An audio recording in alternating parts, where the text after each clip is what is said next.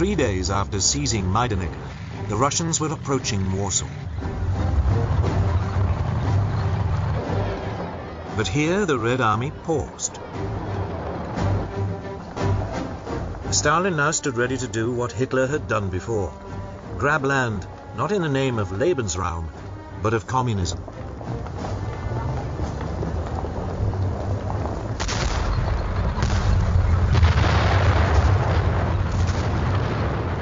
By the summer of 1944, Operation Bagration had ripped the heart out of the German army in the east.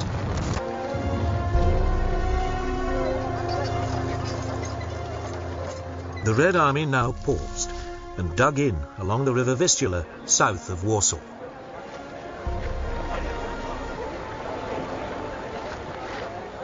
Stalin was in no hurry to bring the war to an end.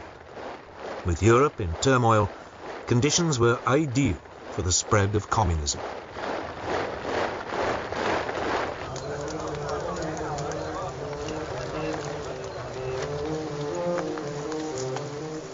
The first victims of Stalin's political calculations were the Poles. On August 1st, 1944, the Polish Home Army rose up in Warsaw against its Nazi occupiers.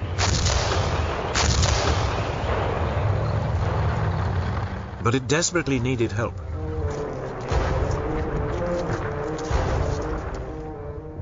The Red Army, camped just to the south, was perfectly placed to provide it. But Stalin regarded the Polish Home Army as close to the Polish government in exile in London and hostile to communism.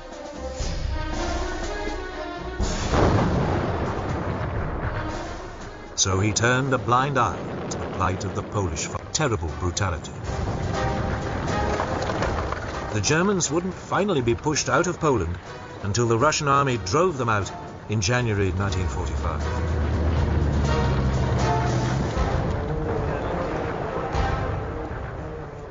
It was the start of a Soviet master plan that would eventually see communist governments across most of Eastern Europe.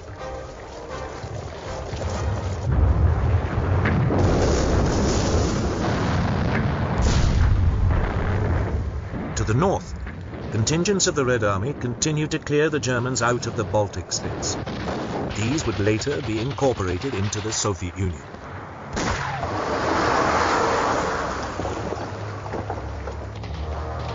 Near the Latvian capital of Riga, over 200,000 Germans were trapped behind Russian lines.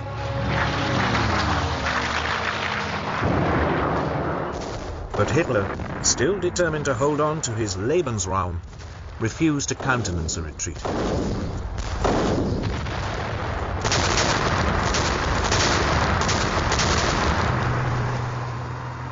Even so, gradually the German forces were pushed back to the Baltic coast.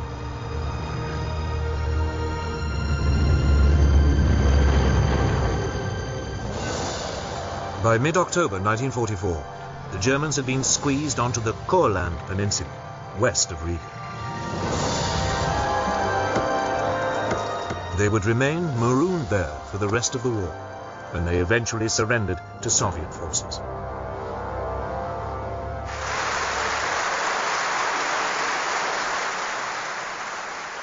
Stalin, meanwhile, was already sizing up other territory in Eastern Europe.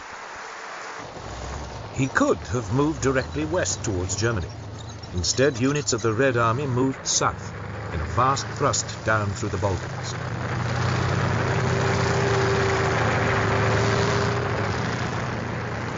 Nearly 1,500 tanks and 1 million men pushed into Romania in late August 1944. The defending Axis forces had less than 400 tanks and just 800,000 troops.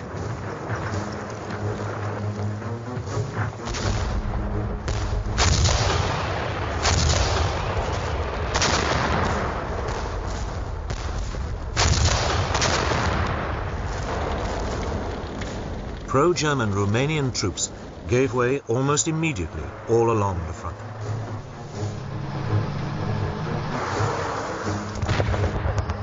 Three days later, large pockets of German troops were surrounded near Chisinau. Hitler issued his standard command: no retreat.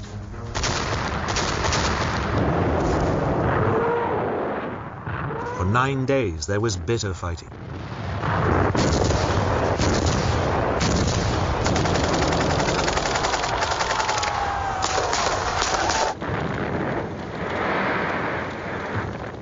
Over 180,000 German troops were killed or taken prisoner.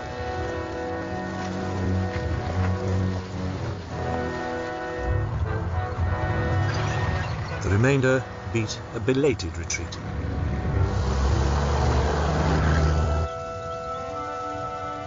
In late August, Romania's pro-German dictator, Marshal Ion Antonescu, was arrested. Romania surrendered.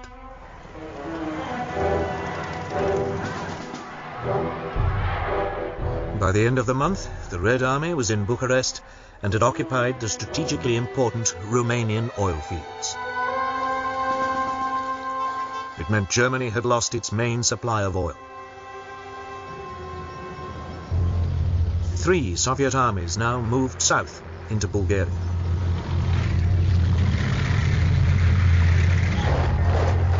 Bulgaria had tried to stay neutral, but it too would soon be swallowed up by the Soviet Empire.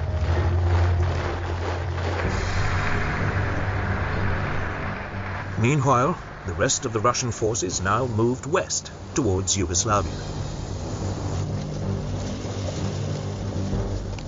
German troops to the south, in Greece, faced being trapped.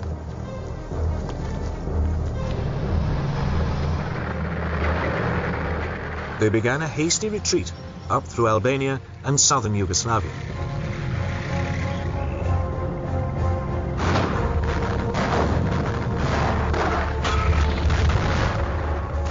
They were harried all the way by Albanian and Yugoslav partisans.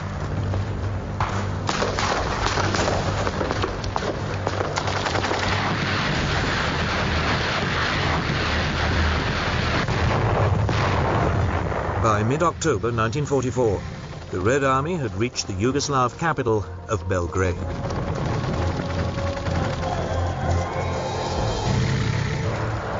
Only now did it begin to swing north and west towards Hungary and then Germany. German reinforcements poured into Hungary to support the pro-Nazi puppet government, but the Red Army ground on.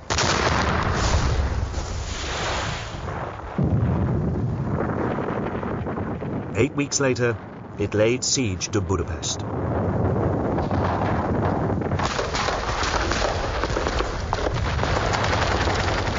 The siege lasted over 6 weeks before the German puppet government collapsed.